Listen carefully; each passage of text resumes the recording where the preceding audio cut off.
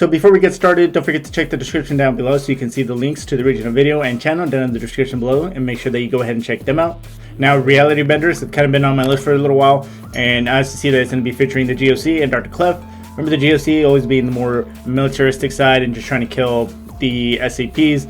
I haven't heard too much about Dr. Clef recently, but I do remember that he does believe he's Satan and that he can't die for whatever reason, and it's kind of left up in mystery. Something about him being the great liar or something. Like, he lies about a lot, so you never really know what he's telling the truth about. So, not gonna waste too much more time. Let's go ahead and get to the actual video. Good afternoon, everyone. I'm Dr. Miller, and today we're not going to be covering a specific anomaly, but rather a broader type of anomaly that we at the Foundation have observed over the years. This anomaly has many names, but the most common term adopted by Foundation researchers is reality bender, or type greens, by GOC operatives. The following document, seized by Mobile Task Force Delta 5, is part of a larger case file on the Global Occult Coalition. This section is an excerpt from a publication entitled Physics Division Field Manual 13, Special Circumstances, Humanoid Threat Entities. Type Green, Reality Bender. Introduction. Reality benders, type greens, have a certain mystique among GOC operatives. Some operatives even argue that it is impossible to terminate a type green, and that it is suicide to even try. The kill record of our organization says otherwise. The key to terminating type green entities lies in finding and taking advantage of their few weaknesses. In 95% of cases, greens cannot predict the future and can be taken by surprise, have limited range and cannot affect what they cannot perceive. They cannot impose their will on anything if they have no will to impose, and have human foibles that can be manipulated emotionally and/or rationally. Sequence. 99% of type greens undergo the following sequence of psychological changes as their powers progress. I mean, also, how would they even get, because, yeah, they can take them off guard, right? Because they can't predict the future, like you said. But also, it kind of reminds me of the old 2008 movie Jumper. I think it was 2008. But there's, you got those guys who actually actively hunt them. I think they were called paladins. And although they can't predict where these guys are going to be at, the fact that they can even find them, right? Because they could teleport anywhere in the world. It's really up to chance whether or not you would run into them. And even if you you did run into them and they saw you and they had at least maybe a couple seconds, right, to will whatever they can do power wise, I feel like it'd be extremely difficult, right, at that point. So surprise might be the only option, but just being able to find them probably be pretty difficult as well. Phase 1. Denial. The subject refuses to acknowledge their ability to warp reality. The type green will attempt to rationalize away their abilities by various means. In some cases, the type green will end here. Their ability will be self-suppressed, and they will not proceed. However, most then proceed to Phase 2, experimentation. Also, on that, I don't know if it's just always for the story, but whenever someone has a power or that they can warp reality, on the one side, I can understand if it's like a child, right? They're probably pretty scared. And then they just keep thinking like, oh, if they could bend reality in some sort of way, right? That they start, I don't know what it is, but like, say if I'm in a dark room, I just immediately go to like, oh, I really hope there's no scary things in there, right? Like, and I start thinking of the worst things that could be in there, right? Immediately going to like negative thoughts. And that way I can see why someone would be scared of it and then maybe try to rationalize that, hey, it's not true, I don't really have these abilities. But I mean, at least I can say right now, I'm in a pretty lit room, right? It's during the daytime. I could be like, hey, if I had powers, I'd be more than down to at least try to control them. And then in my case, personally, I would try to use them for some kind of good, right? But I don't know. I'm pretty sure that's just always for story based, as far as like people not wanting to acknowledge, or like you see in the movies that, hey, I just want to be normal. Which I could also see why they would see it that way. But let me know down in the comments if you had a warping ability or the ability to just manipulate reality, right? Is that something that you would kind of not necessarily take advantage of, like, say, in a negative way, but like just something that you'd be like, okay, I have these powers. What am I going to do with it? Or are you just going to go into complete denial and just say, hey, I don't have these, I'm never going to use it? let me know down in the comments kind of where you lie on that line. The subject acknowledges their abilities and begins to test the limits of their powers.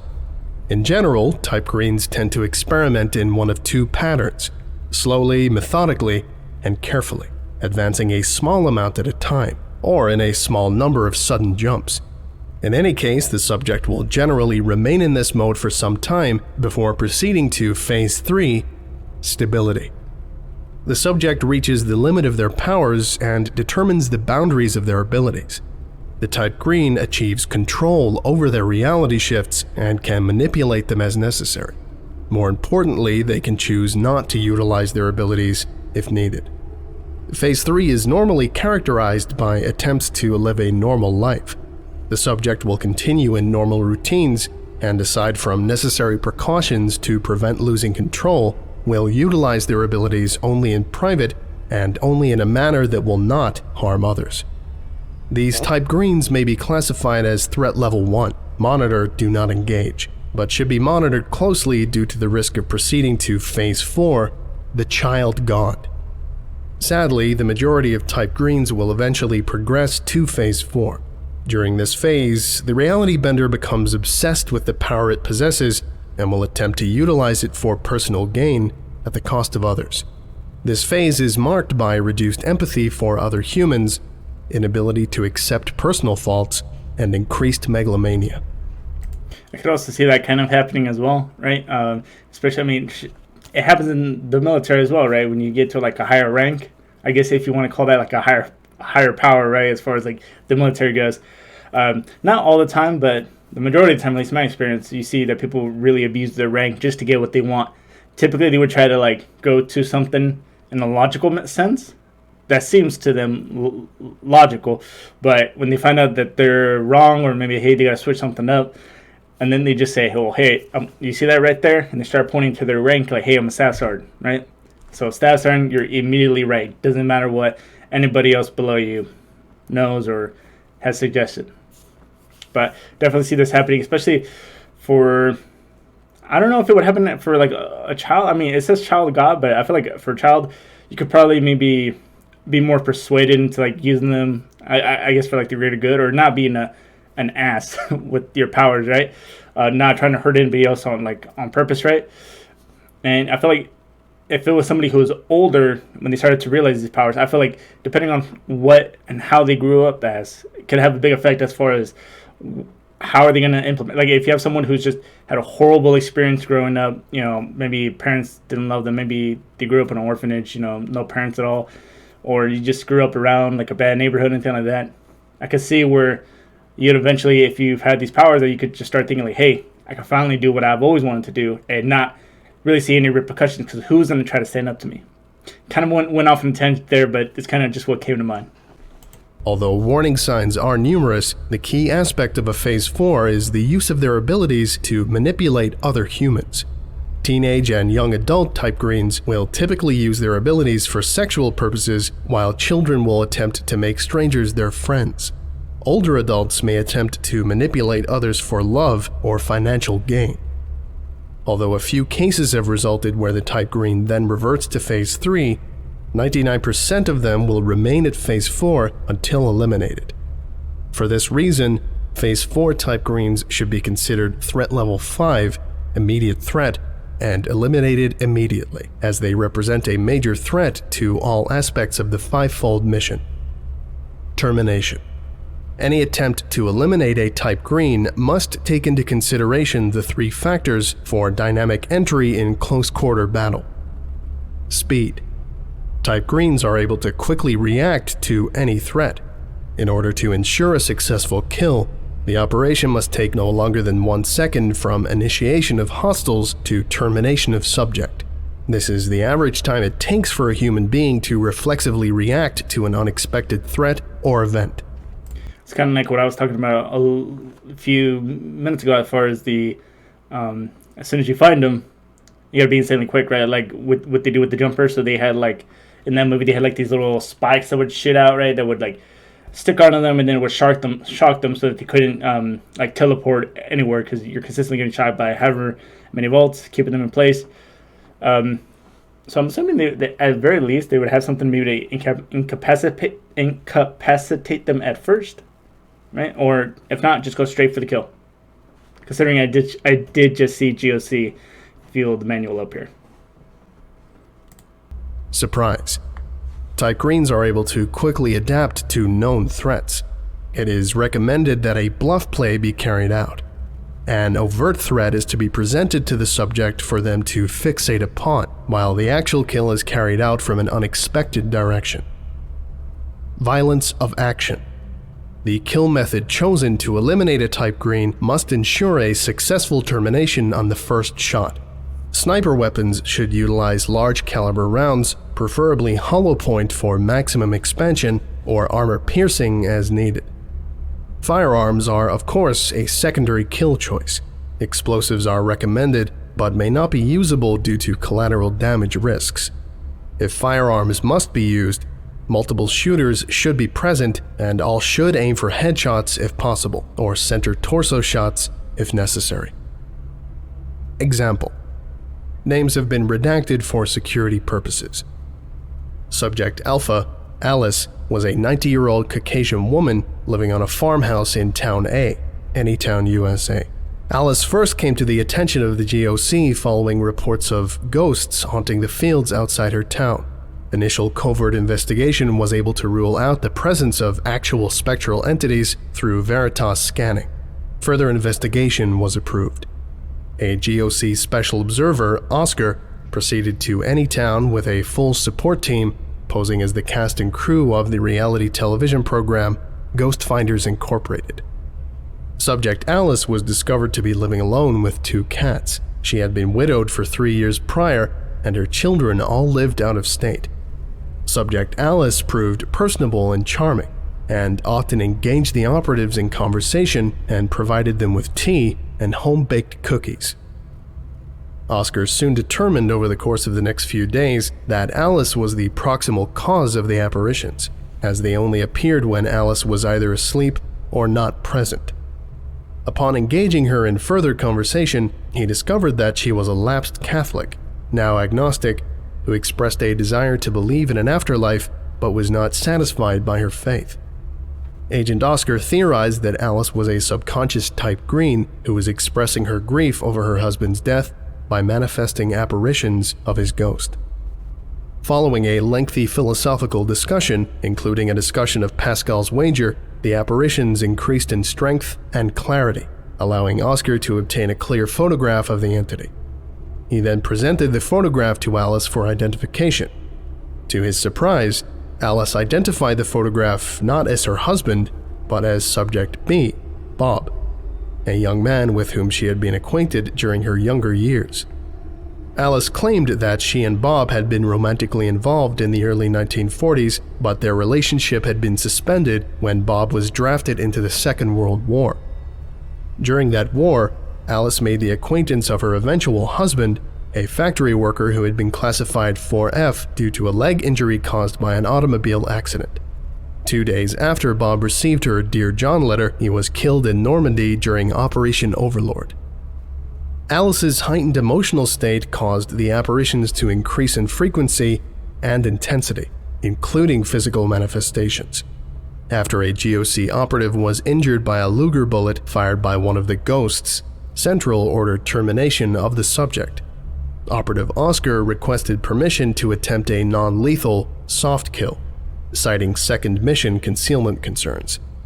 Permission was granted. Okay, so it was fired by one of the ghosts. And when you mean soft kill, obviously, I don't know, just knocking who out? Like, non-lethal soft kill to who? The actual apparition? Because I don't know if they have something that could do that, or are they going to do it to this Alice? Because it doesn't seem like she's doing anything very negative. It just seems like she's someone who doesn't have control of her powers yet, or was like a subconscious green. Which honestly, I don't know why they call them green. Maybe what if they ended up taking her? I mean, when she was away, because they said it was appearing more, or only appearing when she was asleep or away.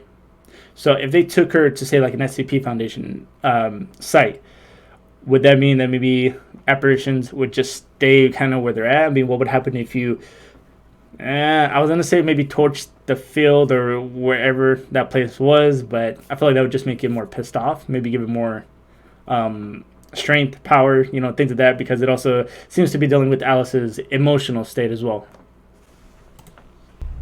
No record remains of Operative Oscar's subsequent conversation with Subject Alice, but it convinced the subject to manifest an apparition of Bob that night, the first time that she had manifested an apparition in her own presence.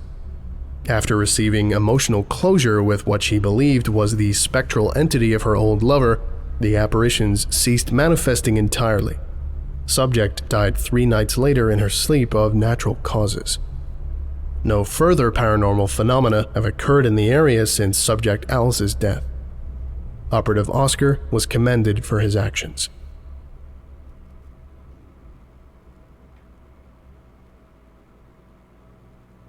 Afternoon, everyone. Have a seat, get a cup of coffee and a muffin. Also, a reminder, the seminar rooms are a weapons-free zone. Please make sure you've surrendered your weapons at the reception desk. I know, it's bullshit. But the last thing I need is an 05 complaining because one of you was walking around the blue zones with your piece. Everyone good? We call it a GET in the Marine Corps. Cool.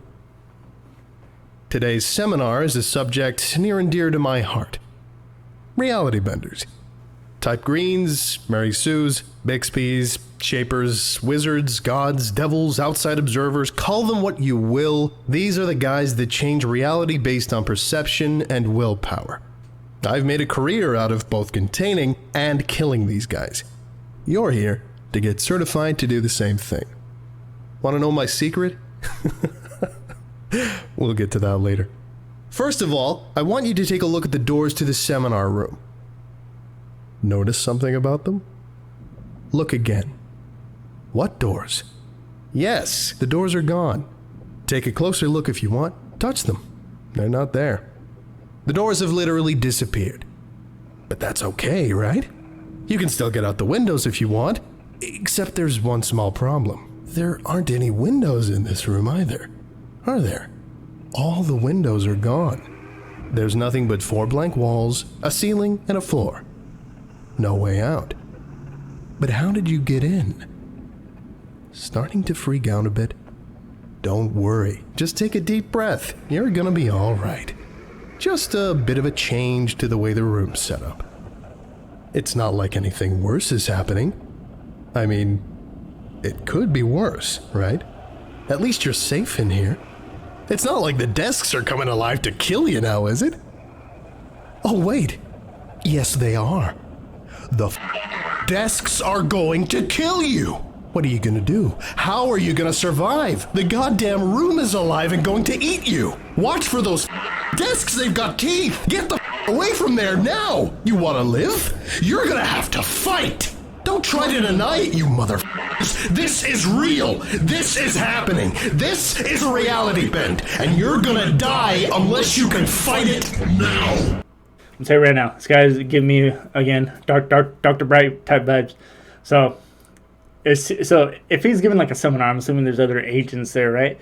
And it gets a little shock as to what they're going to be dealing with and try to see like which ones just won out or which ones would probably be the most equipped. Because that's what I'm thinking. Like, I think of it like a tryouts thing. That's kind of what I'm thinking of it as. And I like the fact that he's very in your face automatically, so that way you can try to see what's going on. But as far as the reality bending, so I don't remember him having any reality bending capabilities. He may have, I just probably don't remember. But as far as him not being able to dive, which is one of the main things that I remembered, being a liar as well, I'm thinking that he's probably got someone else in there right now, probably doing all this. It's kind of an undercover type deal. And as far as the changing the desk, like with teeth, because I mean, honestly, to me, it sounded like the little zombie sound effect from like Call of Duty. But like, are those chairs that actually have teeth? Or is it just something maybe messing with their mind? Or, I mean, it would have to be real, though, because if they're saying that they can literally mess with the reality, right? Oh, I see. A real tough guy, huh? What the are you gonna do with that 9mm? Is that gun really gonna do anything against a reality bender? I can turn your goddamn bullets into sand. I can turn your eyes into jello. I can turn your gun into a f***ing bagel. Now put that damn gun down and lie the f*** down on the ground, you f***ing nugget. I am a living god, and you are nothing but a insect. Okay, maybe he is the devil, right? I mean, that's supposed to be his shtick, kind of, right? But then again, I don't know if he's lying about that. Something else just popped into my head. If a reality bender knows who the SCP is, like the SCP Foundation is, right? Like maybe they were taken in, maybe they escaped, maybe they know that just because maybe they've been seeing people follow them, and then whatever the case may be, if they could really do things like just turn your eyes into jello, or just literally, hey, I want to change this into that, this or that, wouldn't it make sense that they could literally just be like, all SCP members dead, certain SCPs dead, or turn them into like a desk or something, right? Although I feel like that would require quite a bit of maybe control and actual power. I don't know what would be the extent as to maybe like the strongest reality bender. What do I want? What do I want? What the shit do I need from a f***ing turd like you? I don't want anything that you can give me except to be my plaything, and that's all you are gonna be. You're gonna be nothing but toys in front of this god game for all eternity. There is no escape, no respite. You live when I say live. You die only if I allow it. There is nothing left but my imagination, and you are all figments of it.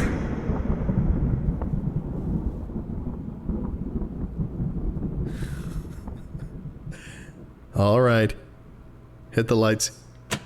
Everyone breathe in and out. Deep. Breathe in. Breathe out. Breathe in. Breathe out. You feeling better now? Let me tell you what just happened. Let me tell you what's about to happen. If I was in that room, I would have smacked the shit out of this dude. Granted, he could probably kick my ass. God damn, bro. I mean, just imagining that voice in a type of room like that, desk trying to eat you, all that, just really imagining that, and the fact that it just happens automatically, right? So you don't really have time to prepare for it, and maybe your body's just in shock because you can't even comprehend, like, is this real? Is this not real? What is going to happen, right? So I'd say I might even be too scared to move. At least somebody pulled out a pistol, right? And at least that person had some fight in them, right? Whether or not it would do anything is a completely different story. Each and every one of you has just had a bad trip. All of the food on that back table was laced with a powerful hallucinogen. It's my own personal recipe. In addition to hallucinations, it renders one very susceptible to suggestion.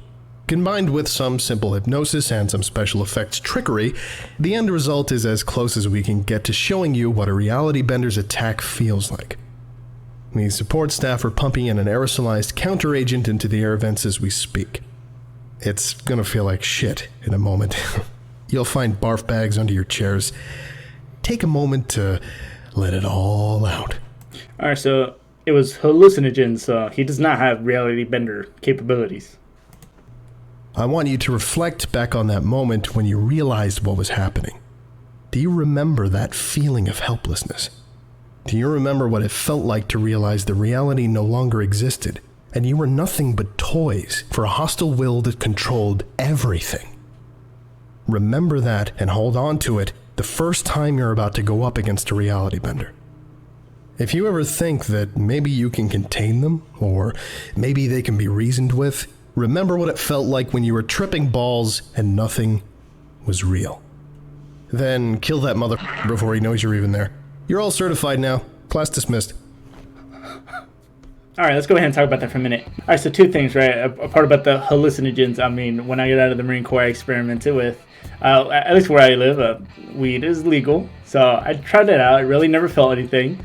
And as soon as I found this little bottle that was like a lemonade flavored, right? And this old lady, I was telling her in the shop, like, hey, never really felt anything. I mean, I smoked a couple like in a row. Nothing really ever felt for me. She said, hey, try this, and then she was telling me, just make sure you take like a little cup, maybe like mix it in with like some soda or something. So I was like, you know what? Bottle's about this big. Little cup was about this big. So I'm like, you know what? I'm just going to go pour it all in a cup, fill it with Pepsi, mix it in, drink it. Fine. I was sitting down. I was in McDonald's. And then I called him a buddy who has some experience in this. And I told him, hey, what should I be expecting? I've been eating McDonald's, watching some Netflix.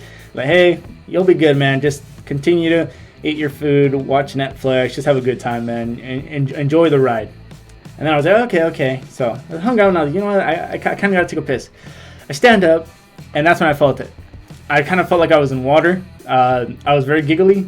When I sat back down, I immediately started remembering movies in my head that I saw as a kid that never existed. I tried writing them down on my phone.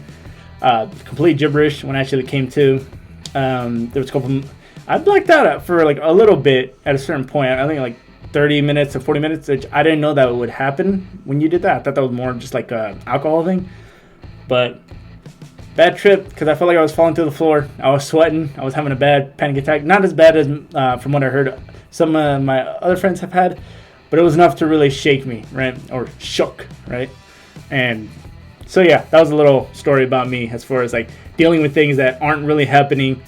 Or maybe in this case they were happening, but just me seeing how I would react to it, and I did not respond to it very well. I was just kind of laying up in the ground in my room, and I just had a blanket over me. I had a buddy check up on me, and then he just said, "You good, man?" I was like, "Yeah, I'm good." Like I was already kind of coming down, but I was like, I was like very scrunched up, and I was like, "I just gotta let this pass. I'm gonna try to sleep it off," and then that was it. It was funny because the old lady told me, "Hey, I really want to hear your experience. Please come in here about a week later after you try some." And then I just want to hear your story, right? I never went back to that shop. I'd never done it again since then. But yeah, that's enough about that. This last part when he said, you are all certified now, class dismissed. This is pretty true in the Marine Corps as well. Obviously, you really didn't get a whole lot of like, hey, you got told like how to deal with the reality bender. You got told like you got a physical first-hand experience as to what might happen, right? So we gotta, in his words, kill that motherfucker before he knows you're even there, right? Great advice. But a lot of the times, I mean, there's a bunch of memes too for like the Marine Corps when you go through your little classes and you got to get certified on certain things like CLS, or you're gonna get certified on how to crack someone, which is essentially, if you've seen the Anaconda movie where they poke a hole somewhere here, I don't even remember it at all. And you poke a hole and it's to help them breathe, but you would stick this certain thing here. I don't even know what it was, man. It was like a class that I kind of half slept through over an hour, and then I got certified for it. That's what kind of how it happens a lot of the time in there. Or sometimes people won't even show. They're that ballsy and they'll get someone else to sign their name on the checkoff sheet saying, hey, I was here and I listened to everything and now I'm certified. So yeah, a lot of the times when you get certified, it just seems like it's just, hey, you saw some of it, right? You know, I hope you remembered it. I hope you took notes. And that's pretty much it. And also, just to kind of end the video off, like as far as reality benders, even someone who's a weak reality bender, it seems like it could still be incredibly strong to pretty much anybody. At least if it's not another reality bender. And I wonder if there's like maybe a group of them that kind of work together, right? I guess like their own little group. But also seeing the fact that if they were to, for example, you saw someone and you were to bend reality enough to just change someone's like heart into like a cucumber or something like that, right? All of a sudden they no longer have blood pumping and then dead.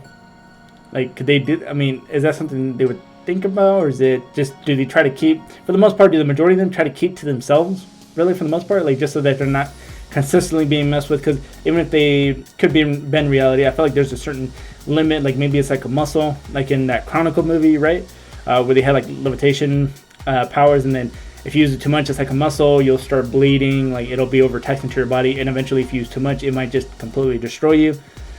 So I felt like that's probably why they wouldn't go after like SCP Foundation member, or like any type of group, really, because if there isn't a whole bunch of them, and maybe if they're not like really united, so they have at least someone has your back, right, that any type of attack is going to bring a whole lot of unwanted attention that you might be able to handle for some time, but eventually, you know, I feel like you're still human, you still need sleep, you still need to eat, right? But if you're consistently being pursued, staying in an urban area might be pretty difficult as far as like getting to like food sources, or maybe if you try to live out in the wild, then you just become an easier target because like what would a person be doing out here?